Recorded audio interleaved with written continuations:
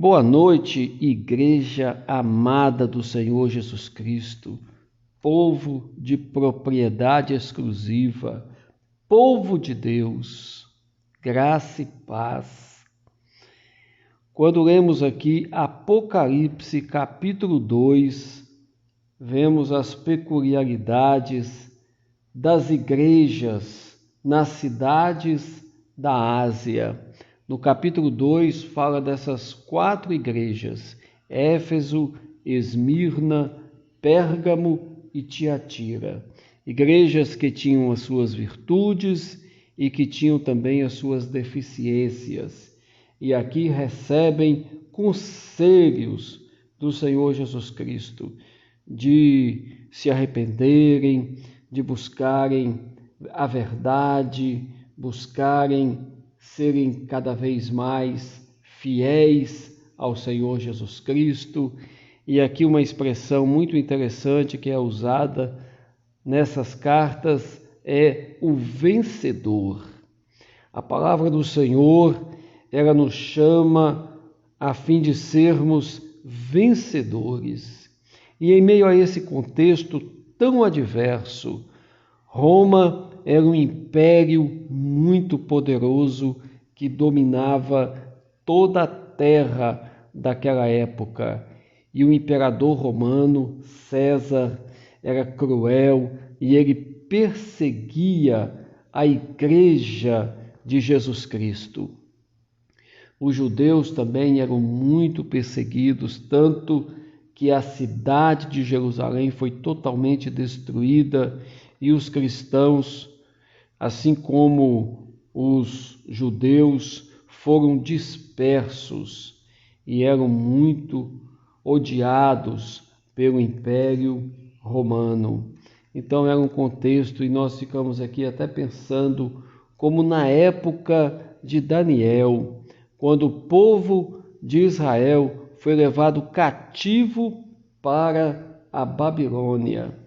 E ali eles eram obrigados a servirem ao rei da Babilônia, Nabucodonosor, mas eles não abriam mão de permanecerem, de perseverarem na fidelidade ao Senhor.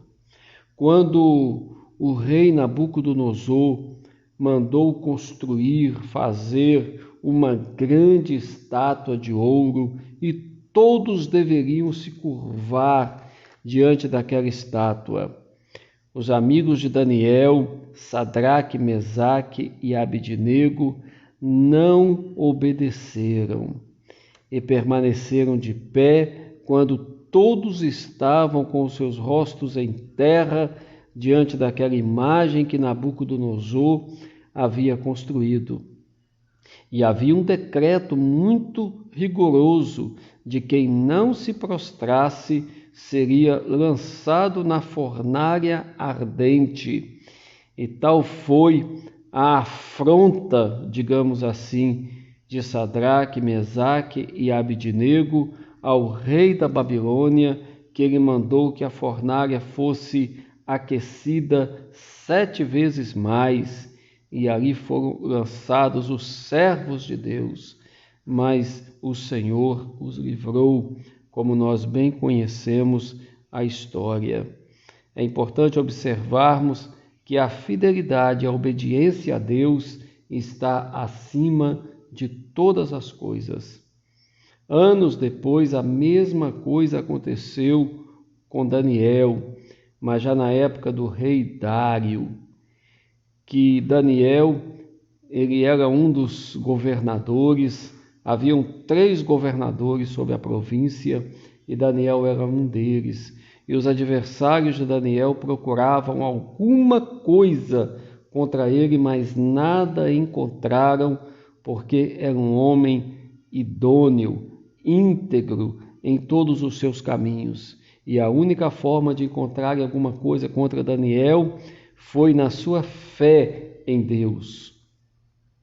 Então levou um decreto para que o rei assinasse, que durante um espaço de 30 dias ninguém fizesse petição a Deus algum, senão ao rei.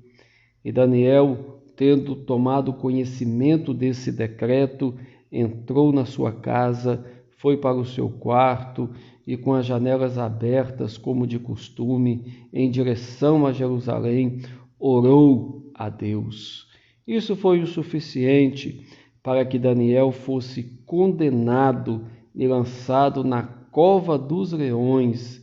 E a história nós conhecemos que também o Senhor o livrou dos leões. Então nós vemos aqui estes exemplos e nós precisamos estar também firmes, porque nesse tempo que nós estamos vivendo, eu quero fazer uma pergunta: o que nós tememos? Qual é o nosso medo? O que tira a nossa paz se nós temos o Senhor? O que pode nos amedrontar, atemorizar o nosso coração se o Senhor é o nosso Deus? Então, que nós possamos cada dia mais perseverarmos na fé e na fidelidade.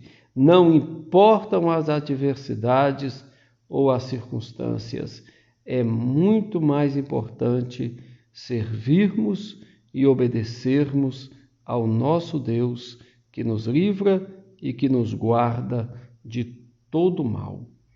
Que o Senhor esteja com vocês, que o Senhor abençoe a vida de vocês e que cada um, como igreja, tomando como exemplo aqui essas igrejas no capítulo 2 de Apocalipse, leia a palavra do Senhor, releia, medite e procure aqui buscar aquilo que também você precisa.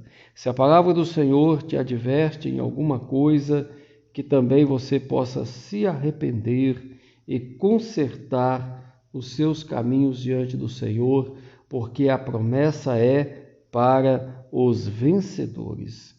Tenha uma noite abençoada, Deus os guarde, Deus os abençoe, em nome de Jesus. Amém.